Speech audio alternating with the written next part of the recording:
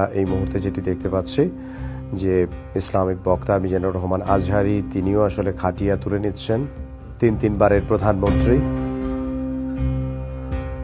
BNP chairperson Begum জিয়ার জানাজা শেষে তার কফিন কাঁধে তুলে নেন জনপ্রিয় ইসলামী বক্তা ডক্টর মিজানুর রহমান আজহারী এবং বাংলাদেশ খিলাফত মজলিসের আমির মাওলানা মামুনুল হক। দেশনেত্রী বেগম জিয়াকে শেষ বিদায় জানানোর মুহূর্তে উপস্থিত লাখো মানুষের মাঝে শোকের আবহকে আরো ঘনীভূত করে।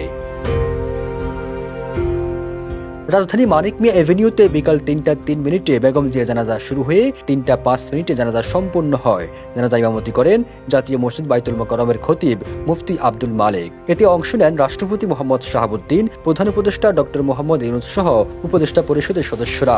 এছাড়া বিভিন্ন দল নেতারা, বিদেশি কূটনীতিক, বিশিষ্ট ব্যক্তিবর্গ এবং সর্বস্তর সাধারণ মানুষের অংশগ্রহণে চিরবিদায় নেন বেগম জিয়া।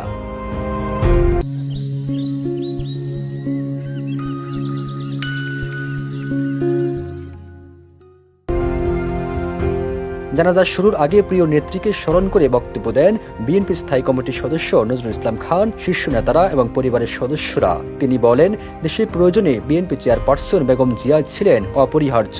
এরপর বেগম জিয়ার ছেলে তারেক রহমান মা খালেদা জিয়ার পক্ষে ক্ষমা চেয়ে নেন এবং মরহুমা যেন বেহেশতবাসী হন সেজন্য সবাইকে দোয়া করার অনুরোধ জানান। এদিন সকাল থেকে প্রিয় নেত্রীকে শেষ বিদায় জানাতে রাজধানী সহ দেশের বিভিন্ন জেলা থেকে আসা লাখো মানুষের ঢল নামে মানিক মিয়া এভিনিউ এবং এর আশপাশের এলাকায়।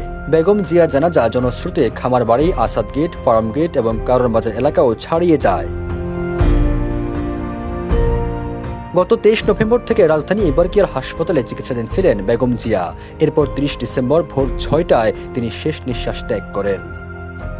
সবুজ আলম, নিউজ ডেস্ক, ইত্তেফাক।